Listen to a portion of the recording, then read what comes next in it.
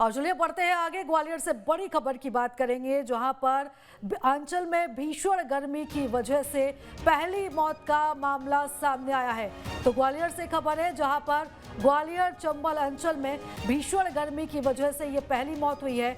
महाराज बाड़ा पर गर्मी से बेहोश होकर एक महिला गिरी। मौत गर्मी के साथ साथ उल्टी, दस्त और बुखार की वजह से 25% मरीज इस समय बड़े अस्पताल में भर्ती हैं। मेडिसिन वार्ड इस समय फुल हो चुका है। तो आपको बता दें कि इस समय भीषण गर्मी का प्रकोप पूरे मध्य प्रदेश में जारी है।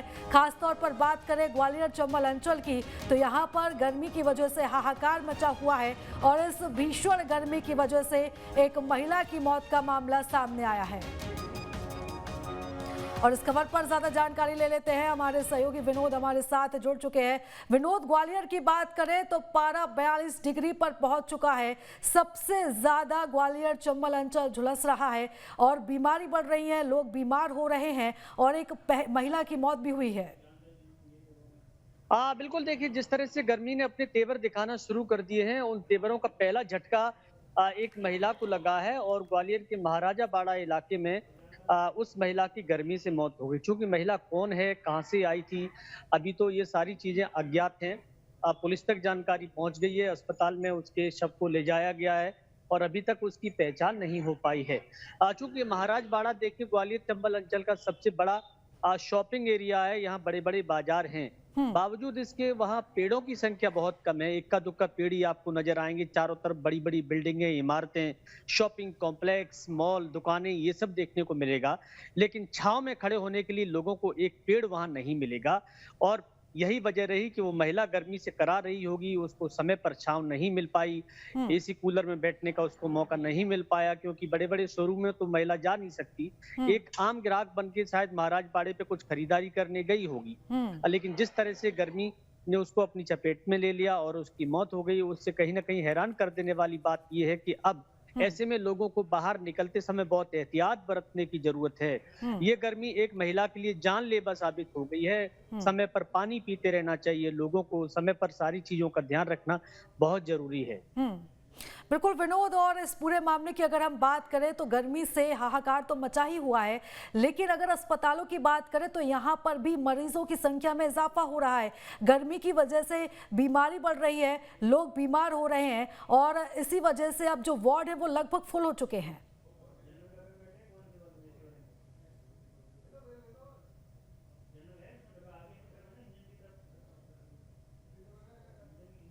तो दोबारा हम विनोद से संपर्क साधने की कोशिश करेंगे, लेकिन ये बड़ी खबर हम आपको ग्वालियर से बता रहे हैं, जहां पर भीषण गर्मी का प्रकोप जारी है और इस भीषण गर्मी के बीच एक महिला की मौत होने का मामला सामने आया है। विनोद हमारे साथ फिर से जुड़ चुके हैं। विनोद, जिस तरीके से ये मामला सामने आया है काफी चिंताजनक है, क्योंकि एक तरफ गर्मी बढ़ रही है, दूसरी तरफ इस बदलते मौसम की वजह से इसका असर लोगों के स्वास्थ्य पर भी पड़ रहा है। अस्पताल में मरीजों की संख्या में इजाफा होता जा रहा है।